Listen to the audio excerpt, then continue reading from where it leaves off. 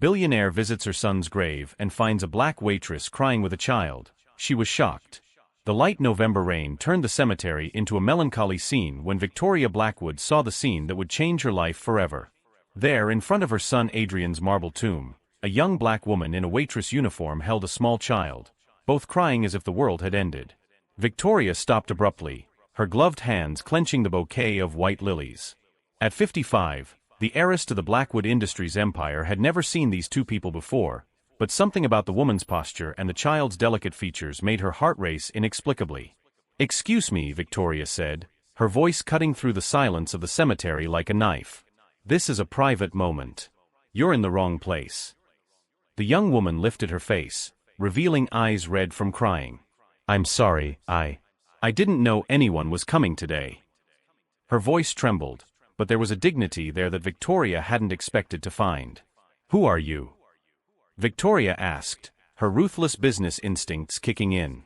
"And why are you crying at my son's grave?" The child, a boy of about 4, looked up at Victoria with bright green eyes she knew all too well. Eyes she had seen in the mirror for decades. Eyes identical to Adrian's. "My name is Jasmine Washington," the young woman replied, wiping her tears with the back of her hand. "And this is Tyler. I work at Bell's Diner in town. I come here every month because," she hesitated, looking at the child, "because Adrian was important to us." Victoria felt the world spin. Adrian had died 3 years ago in a car accident at the age of 28, taking with him all the dreams she had for the Blackwood family.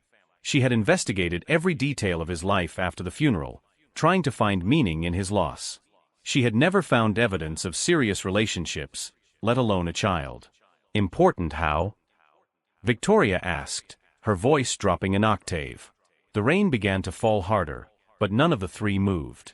Jasmine looked into Victoria's eyes with a courage that surprised the billionaire. "Because Tyler is his son. And because I promised her that I would always take care of him, no matter what." The bouquet slipped from Victoria's hands, the flowers scattering across the cold stone of the grave. 3 years. 3 years she had mourned Adrian's death, believing that her bloodline had died with him. 3 years to discover now that she had a grandson, a black grandson, raised by a waitress, living a life she could never have imagined. But there was something in Jasmine's eyes that didn't fit with the simple story she was telling. A caution, a hidden fear, as if she were keeping secrets much bigger than just Tyler's existence. What Victoria didn't know was that this revelation was only the first thread in a web of lies and betrayals involving people very close to her. And that Jasmine's apparent vulnerability hid a strength that was about to shake the foundations of Victoria's privileged world. If this story of family discoveries and buried secrets touched you, don't forget to subscribe to the channel to find out how a chance encounter in a cemetery would turn into the biggest twist in the life of one of the most powerful women in the country. 2 weeks after the cemetery encounter, Victoria had turned her private library into a command center. Private investigator reports covered the century-old mahogany table, each page revealing details about Jasmine Washington's life that left her increasingly disturbed. Single, no known family, works 60 hours a week at 2 jobs to support her child, Victoria muttered, leafing through the documents. Lives in a 1-bedroom apartment on the poor side of town. No formal education beyond high school. His personal assistant, David Chun, stood silently beside the armchair. He had seen Victoria destroy corporate empires with less emotion than she was showing now. "What about the child's mother?" Victoria asked, her icy blue eyes fixed on a grainy photo of Tyler playing in a public playground. "Here's where it gets interesting," David said, opening a separate folder. "We couldn't find a birth certificate, hospital records, or any official documentation about who gave birth to Tyler. It's as if his biological mother never existed." Victoria tapped her fingers on the table, a habit her executives had learned to fear. 3 years ago, when Adrian died, she had investigated every second of his life looking for meaning, for clues, for anything that would justify the loss. She had never found evidence of serious relationships. "Schedule a meeting with this Jasmine," Victoria said, pronouncing the name as if it were a foreign word. "In my office. Tomorrow at 2. The next day, Jasmine arrived at Blackwood Industries headquarters wearing her best, and only suit, purchased at a thrift store. The 60-story building seemed to challenge her to enter, its glass walls reflecting a distorted version of herself. Victoria welcomed her into her office on the top floor, where the windows offered a panoramic view of the city. It was a calculated display of power, and they both knew it. "Sit down," Victoria said, gesturing to a chair strategically positioned lower than hers. "We need to talk about Tyler." Jasmine remained standing. "I'd rather stand, thank you." "As you wish." Victoria opened a folder on the desk. "I've looked into you, Miss Washington. 2 jobs, no savings, living in conditions unsuitable for a child." "Tyler is well cared for and loved," Jasmine replied, her voice calm but firm. Victoria smiled, a smile that didn't reach her eyes. "I'm sure you do your best. But a Blackwood child deserves more than your best. He deserves the best money can buy." "And what exactly are you suggesting?" $200,000, Victoria said, sliding a check across the table. "To start. Tyler comes to live with me, gets the education he deserves, the future Adrian would have wanted for him. You can visit him on weekends, of course." Jasmine stared at the check as if it were a poisonous snake. "Are you trying to buy my son?" "He's not your son," Victoria said, her mask of civility beginning to slip. "He's my grandson. Blood of my blood. And frankly, a waitress in her 20s can't offer him what a family like ours can." "Family." Jasmine laughed, but there was no humor in the sound. "Victoria, may I call you Victoria? You want to hear about family? Tyler has called me Mom for 3 years. I wake up with him in the middle of the night when he has nightmares. I teach him math at the kitchen table. I read him bedtime stories. That's family." Victoria stood up, her height towering over Jasmine. "Noble sentiments, but the reality is harsh. You work like a slave to pay rent that probably eats up half your income. Tyler deserves private schools, trips around the world, opportunities you can never give him." "And he deserves unconditional love," Jasmine replied. "Something you clearly didn't give your own son." The silence that followed was deafening. Victoria felt as if she had been slapped. "How dare you?" "Adrian told me about you," Jasmine continued, her voice low but cutting. "About the missed meetings, the football games you never went to, the birthdays where you sent expensive gifts through assistants. You want Tyler because he's a second chance to clear your conscience, not because you truly care about him." Victoria clenched her fists. "You don't know me." "No, but I've met your son. And I know exactly why he never mentioned Tyler to you." Jasmine took the check and tore it in half, the pieces falling to the floor like wilted petals. "Tyler isn't for sale." "Then we'll do this the hard way," Victoria said, her voice taking on a dangerous edge.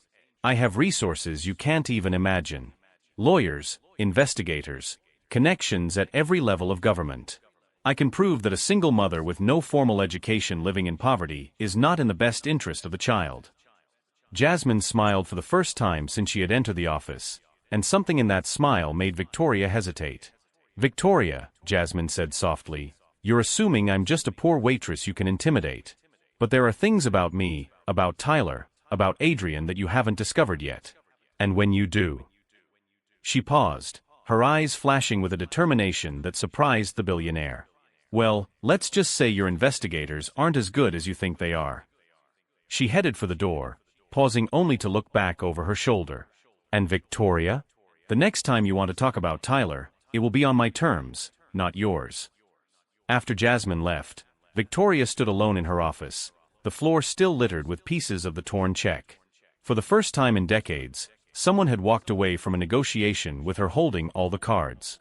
What Victoria couldn't understand was why a simple waitress displayed such unshakable confidence. It was as if Jasmine knew something, some secret, some card up her sleeve, that rendered all of Victoria's threats and power irrelevant. Even more disturbing, for the first time in her life, Victoria Blackwood felt as if she were being watched, studied, evaluated by someone who saw right through all her defenses and wasn't at all impressed with what she found on the other side. 3 days after the confrontation in the office, Victoria received a call that left her stunned. Her lead attorney, Richard Thornton of the renowned firm Thornton and Associates, sounded nervous, something extremely rare in their 20 years of partnership. "Victoria, I need to tell you something about the custody case," he said, his voice tense. "I got a call today. Miss Washington's legal representation. She hired a lawyer." Victoria laughed, drumming her fingers on the table. "With what money?" It must be some unprepared public defender. Actually, Richard paused, it's Morrison, Caldwell and Pierce. They're representing her pro bono. Victoria nearly spilled her coffee. Morrison, Caldwell and Pierce was one of the 3 largest law firms in the country, specializing in civil rights cases and known for never losing a major court battle. That's impossible. Why would they be interested in some waitress? I don't know, but there's more. They've already filed a preventive petition claiming that any attempt to forcibly remove the child would constitute legal kidnapping based on socio-economic discrimination. Victoria hung up the phone hard enough to crack the receiver. Jasmine had played her first card, and it was a much more powerful card than Victoria had imagined possible. Meanwhile, in Jasmine's modest apartment, a very different meeting was taking place. The room was crowded with people Victoria would never have expected to find there. Dr. Michael Chun, a professor of law at Columbia University, investigative journalist Amanda Torres, known for her reports on corporate corruption, and at the center of it all, an elegant woman in her 50s whom Jasmine treated with obvious affection and respect. Aunt Helen, thank you for coming, Jasmine said, hugging the woman. I know you had a long flight from Chicago. Helen Washington smiled, her intelligent eyes sparkling with the same fire Jasmine had shown in Victoria's office. Child, when you called me and said the time had finally come, I canceled all my appointments. We've been waiting for this moment for 3 years. Tyler played on the floor, oblivious to the importance of the conversation around him. Dr. Chun opened a thick folder filled with documents and photographs. Jasmine, are you sure you want to do this? He asked. Once we start, there's no turning back. Victoria Blackwood has immense resources and will not hesitate to use all of them. Dr. Chun, Jasmine replied, her voice calm but determined, I've been preparing for this moment for 3 years. Every night class I've taken, every law book I've read, every contact I've cultivated, it's all been to protect Tyler and honor Adrian's memory. Amanda Torres looked up from her laptop. The evidence you've gathered is impressive, Jasmine. 3 years of meticulous documentation of Blackwood Industries' questionable business practices, including bribes to local politicians and systematic labor violations. Helen walked over to the window, looking out at the modest view from the apartment. Victoria thinks her wealth makes her untouchable. She has no idea that my niece has spent the last 3 years studying her every move, every dirty deal, every tax evasion scheme. Aunt Helen taught business law at the University of Chicago for 30 years, Jasmine explained to Dr. Chun. She's the one who taught me that knowledge is the only weapon they can't buy or steal from you. Jasmine's phone rang. It was Victoria, obviously furious. What game are you playing? Victoria yelled into the phone. Morrison, Caldwell and Pierce? How does a waitress get lawyers of that caliber? Jasmine put the phone on speaker, allowing everyone to hear. Victoria, I warned you that there were things about me you hadn't discovered yet. I don't care what tricks you're using. Tyler is my grandson, and I have unlimited resources to get what I want. Unlimited resources? Jasmine smiled, looking at her allies. Victoria, you're assuming that money is the only kind of power there is. But what if I told you there's something much more powerful? And what would that be? The truth. Victoria laughed dismissively. Truth doesn't pay expensive lawyers. You're right, Jasmine agreed. But the truth about your illegal business dealings, about how you built your empire through fraudulent contracts and systematic bribery, that truth is worth much more than money to certain people. The silence on the other end of the line was deafening. You're bluffing, Victoria finally said, but her voice had lost its previous confidence. Amanda Torres from the Metropolitan newspaper would like to speak with you, Jasmine said, handing the phone to the reporter. Good afternoon, Miss Blackwood, Amanda said, her voice professional. I'm finishing up an investigative series on questionable corporate practices. I'd like to give you the opportunity to comment on the allegations we've documented. Victoria hung up immediately. Helen smiled, proud of her niece. Jasmine, you've learned well. Never attack head-on when you can flank. Dr. Chun closed his briefcase. The legal strategy is solid. We have precedents where attempts to remove children based purely on socio-economic status have been deemed discriminatory. And I have 3 years of research on every dirty deal Victoria has ever made, Amanda added. Contracts with shell companies, suspicious payments to public officials, covered-up environmental violations. Enough to destroy any reputation. Jasmine picked up Tyler, the boy smiling innocently at the adults around him. What Victoria doesn't understand is that I'm not just fighting for Tyler. I'm fighting against a system that believes money buys everything, including the right to destroy families. Helen approached, placing her hand on Jasmine's shoulder. Your mother would be proud of you, daughter. She always said that education was the only inheritance no one could ever take away from you. Aunt Helen raised me after my parents died, Jasmine explained to the others. She taught me that it doesn't matter where you come from, but where you're going. And she taught me that sometimes, to protect what you love, you have to be willing to go to war. The phone rang again. This time it was Victoria's lawyer. Miss Washington, my client would like to propose a settlement. $500,000 and supervised visits. Jasmine looked at her allies, all shaking their heads. Mr. Thornton, tell your client that Tyler is not for sale at any price. And tell her she has 48 hours to withdraw any legal threats against our family.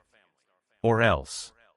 Or on Monday morning, the Metropolitan Journal will publish a full series on the questionable business practices of Blackwood Industries. And I'm sure the IRS will be very interested in some of the documents we've obtained. After hanging up, Amanda smiled. Jasmine, are you ready for this? Once we publish, Victoria will use all her power against you. Jasmine looked at Tyler, who was now sleeping in her arms. Amanda, I've lived for 3 years knowing this day would come. Victoria thinks her wealth makes her invincible, but she's never faced anyone who's had time to prepare properly. Dr. Chun stood up, gathering his papers. The legal petition will be filed tomorrow. The precedents are on our side. Helen kissed Jasmine's forehead. Remember, daughter, they may have the money, but we have the truth. That night, while Tyler slept, Jasmine opened a trunk in her room. Inside were diplomas from Knight Law School, certificates from management programs, letters of recommendation from renowned professors, and at the bottom, a photograph of her with Adrian and a young woman with fair skin. The photograph Victoria had never seen. The photograph that explained not only who Tyler's mother was, but why Jasmine had prepared so meticulously for this confrontation. Victoria Blackwood was about to discover that underestimating someone can be the most costly mistake a person can make. And that sometimes, the sweetest revenge doesn't come through force, but through patience, preparation, and the perfect moment to reveal truths that some people would do anything to keep buried. What Victoria didn't know yet was that the battle for Tyler's custody was only the first move in a much bigger game, a game Jasmine had been planning since the day Adrian died, and one that was about to expose secrets that could destroy not only Victoria's reputation, but the entire empire she had built on lies. On Monday morning, Victoria woke up to 37 missed calls on her cell phone. Her assistant David was outside her bedroom door, holding a tablet with an expression she had never seen before, genuine fear. Victoria, you need to see this, he said, handing her the device with trembling hands. The headline of the Metropolitan newspaper filled the screen, Empire Built on Corruption. Leaked documents reveal decades of crimes at Blackwood Industries. Victoria felt her legs give way. Below the headline, dozens of scanned documents showed fraudulent contracts, illegal payments to politicians, money laundering schemes. Each page was a death sentence for her reputation. How did they get this? She whispered, scrolling through the article. There were photographs of secret meetings she was sure no one had documented, recordings of conversations that should have been private. Her phone rang. It was Richard Thornton, her lawyer. Victoria, it's a complete disaster, he said bluntly. The IRS has already issued search warrants. The FBI is on its way to your home. And there's more. The Securities and Exchange Commission has suspended all trading of Blackwood Industries stock. Victoria hung up and immediately called Jasmine, her hands shaking with rage and despair. You, she screamed when Jasmine answered. You did this. How dare you destroy my life? Good morning, Victoria, Jasmine replied, her voice as calm as a Sunday morning. I imagine you've read the news. I'll destroy you. I'll use every resource I have to. What resources? Jasmine interrupted softly. Because from what I'm seeing here on the news, your bank accounts were frozen 15 minutes ago. Victoria rushed to her computer, her hands frantically typing passwords into banking websites. Access denied. Access denied. Access denied. This is impossible, she muttered. Victoria, there's something my investigators didn't mention, Jasmine continued. Amanda Torres doesn't work alone. She has a team specializing in financial crimes. Every document you've fraudulently signed in the last 20 years has been tracked. The television in the living room showed reporters in front of the Blackwood Industries building. Employees were leaving carrying boxes, their careers destroyed in the morning. The name she had built over decades was being smeared live on national television. Why? Victoria asked, her voice breaking. Why do this to me? Because you never asked about Tyler's mother, Jasmine said simply. If you had, you would have found out that her name was Jessica Blackwood. Victoria's blood ran cold. That's impossible. Jessica was the daughter of Robert Blackwood, your cousin. The same cousin you betrayed in 1995 to steal his share of the family business. The memories came flooding back. Robert, young and confident, signing documents Victoria had altered. The family feud she had won through lies and manipulation. His expulsion from the family. Jessica grew up poor because of your betrayal, Jasmine continued. She met Adrian in college. They fell in love, but she was afraid to tell him who she was, knowing you would kick her out of his life just like you did to her father. Victoria vaguely remembered Robert mentioning a daughter before disappearing from their lives.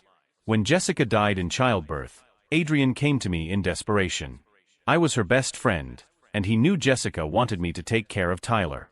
But Adrian also discovered the truth about what you did to Jessica's family. Adrian knew? Victoria whispered. He spent the last months of his life investigating you, Victoria.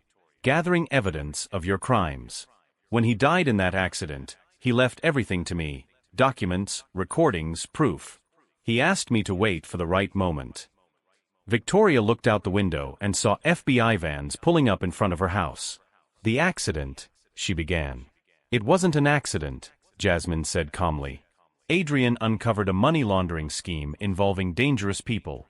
People you hired to take care of problems. They killed your own son, Victoria. The revelation hit Victoria like a shot. Adrian had died because he had uncovered her crimes. She had killed her own son through her greed. Tyler is the last legitimate Blackwood, Jasmine continued. Jessica was the legal heir to a fortune you stole. And now, with all your accounts frozen and your company confiscated, Tyler finally got what was always his. Victoria heard heavy footsteps coming up the stairs. Authoritative voices shouting FBI. You planned this for 3 years, Victoria whispered, finally understanding the magnitude of what had happened. Adrian taught me that patience is the key to revenge, Jasmine replied. Every document I collected, every course I took, every contact I cultivated, all for this moment. The door burst open. Federal agents entered with arrest warrants. Victoria Blackwood, you're under arrest for tax fraud, money laundering, and conspiracy. As the handcuffs clicked around her wrists, Victoria heard Jasmine one last time. Tyler will grow up knowing the truth about his family. He'll know that justice, even when it's slow, always comes. Television cameras captured Victoria being led away in handcuffs, her fall broadcast live to millions. The empire she had built on lies crumbled in a matter of hours. That afternoon, Jasmine sat in the park with Tyler, watching him play on the playground. Her phone rang. It was Helen. Daughter, I saw the news. How do you feel? Like Adrian can finally rest in peace, Jasmine replied, watching Tyler laugh as he slid down the slide. And Tyler?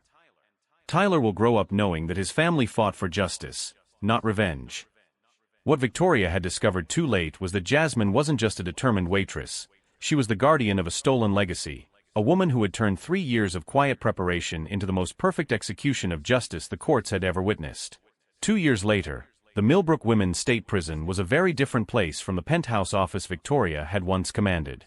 Dressed in a standard orange uniform, she worked in the laundry for $2.50 an hour, an irony that was lost on no one.